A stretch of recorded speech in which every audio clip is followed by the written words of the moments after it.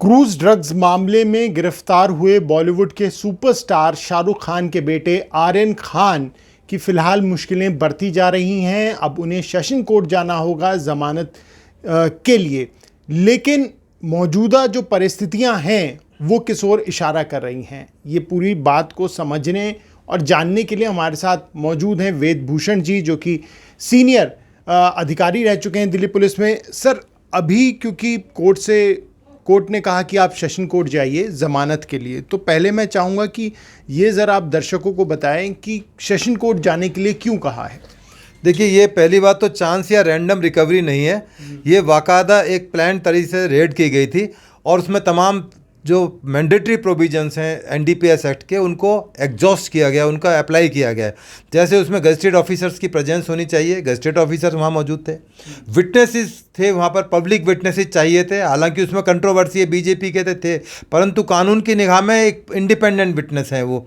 कोई ये राजनीतिक मामला अलग हो सकता है, परंतु एक सरकार के लिए, कानून के लिए वो केवल एक विटनेस है अदालत के लिए और एनसीबी और पुलिस डिपार्टमेंट के लिए। उसके अलावा जो वहाँ पर जितनी भी ड्रग्स रिकवरी हुई है वहाँ पर, चाहे इनके साथियों से मिली या कंजम्पशन के अंदर है, तमाम सेक्शंस एनडीपीएस एक्ट की नॉन बेलेबल हैं। अब जो 14 डेज़ का इनको जुडिशियल कस्टडी रिमांड पर भेजा गया है, तो अभी इन्वेस्टिगेशन चूँकि अभी शुरुआत हुई है, 17 आदमी इस मामले में अब तक अरेस्ट हो चुके हैं, उन सबको कन्फ्रंट कराया जा रहा है और बहुत ही एक संगीन जुर्म है, क्योंकि जो इसमें प्रोविजंस हैं बड़े ड्रैकोनियन इन नेचर हैं, मतलब बहुत खतरनाक नेचर के इसमें प्रोविजंस एनडीपीएस एक्ट में रखे गए हैं। और सबसे अहम बात यह है कि इसमें बर्डन ऑफ प्रूफ, यही एक ऐसा कानून है जिसमें बर्डन ऑफ प्रूफ एक्यूज के ऊपर है। उसको साबित करना है मैंने ड्रग्स नहीं लिए, मेरी प्रेजेंस वहाँ नहीं थी, ना ही मैं इस तरह की चीज़ों में इन्वॉल्व हूँ। ये आर्यन खान को प्रूव करना होगा, उनके वकीलों को प्रूव करना होगा कि हमारा क्लाइंट बेवजह फंसाया जा रहा है, उसके पास से कोई ड्रग रिकवरी नहीं हुई है, ना वो कंजम्पशन करता पाया गया है, क्योंकि यदि उसके ब्लड कंटेंट्स के अंदर यदि ड्रग्स आ गई तो उसके पास बचाव का कोई रास्ता नहीं होगा। अभी जो जानकारी सामने आ रही है वो ये है कि एनसीबी से पूछताछ के दौरान आर्यन और अरबाज मर्चेंट ने ये बात कबूली है कि वो चरस लेते हैं। देखिए, जो डिस्क्लोजर स्टेटमेंट है उसमें तमाम चीज़ें आई हुई हैं कि उन्होंने एक्सेप्ट किया है कि मैं खुद एक चरस लेता हूँ, इस तरह की ड्रग्स में इन्वॉल्व हूँ।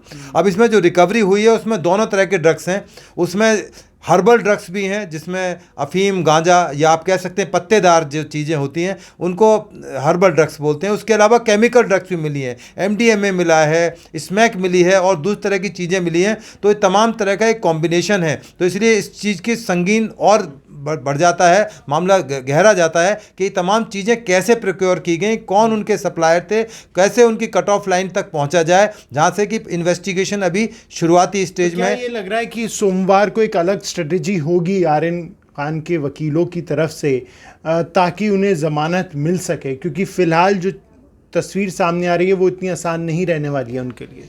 बिल्कुल, उनकी राहें बड़ी मुश्किल हैं। अब आपने देखा होगा रिया चक्रवर्ती, एक छोटी सी रिकवरी हुई थी उनके पास से, उनके लिए कितना बेल लेना मुश्किल हो गया था। तो इसलिए चाहे कितनी बड़ी सेलिब्रिटी हैं, कानून से ऊपर नहीं हो सकती। यही कानून को और अदालत को प्रूव करना है कि शाहरुख खान एक बहुत बड़ी सेलिब्रिटीज़ हैं, उनका बेटा उसमें ड्रग्स के अंदर इन्वॉल्व होना उसको इम्यून नहीं करता कानून से अलग, और यही कानून का राज्य है। अब शाहरुख खान की जो पत्नी है गौरी खान, उनके नाम पर भी एक बॉलीवुड प्लेनेट के नाम से एक बहुत बड़ा रिजॉर्ट वहाँ पर चलता गोवा के अंदर, वो भी, उसमें भी बड़ी सारी इन्वेस्टिगेशन होनी कि क्या वो क्रूज जा रहा था, क्या वो उसी बॉलीवुड प्लेनेट में रुकता। जो वकील हैं आर्यन खान के, सतीश मानशिंदे, उनका तो ये कहना है कि आर्यन की कोई आपराधिक पृष्ठभूमि तो रही नहीं है।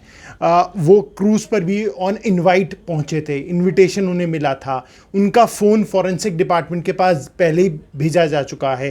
तो ये कुछ ग्राउंड्स हैं जिसके आधार पे उन्हें ज़मानत मिल जानी चाहिए। देखिए, फर्स्ट ऑफेंडर एक्ट में एनडीपीएस एक्ट को नहीं रखा गया। फर्स्ट ऑफेंडर एक्ट में यह है कि रैंडमली कोई गलती हो जाए या प्रीवियस उसकी इन्वॉल्वमेंट ना हो तो उसको छोड़ा जा सकता है, एक तरह से रिप्रीमेंड किया सकता है कि आइंदा को आप इस तरह के क्राइम में, इस तरह की चीज़ों के अंदर इन्वॉल्व नहीं होगे। परंतु ये एक सोची समझी यदि व्हाट्सएप चैट में बात निकल के आती है कि वो एक्सेप्ट कर रहे हैं, अभी तमाम चीज़ें पब्लिक डोमेन में नहीं है, चूँकि अभी इन्वेस्टिगेशन जारी है, लेबॉर्ट्रीज़ के अंदर उनके फ़ोन भेजे गए, यदि कॉल डिटेल्स के अंदर वो बात आती है कि वो एक्सेप्ट करते हैं कि हाँ ड्रग्स मिलेगी, नहीं मिलेगी, क्या चीज़ नहीं मिलेगी, तो तमाम चीज़ें वो उनके लिए बहुत मुश्किल होंगी कि अपने आप को इनोसेंट इनोसेंट साबित करना या उनके वकीलों को ये कहना कि आर्यन बिल्कुल इनोसेंट है और ये बेल का उनको हक है। ये कोर्ट का प्रेरोगेटिव है।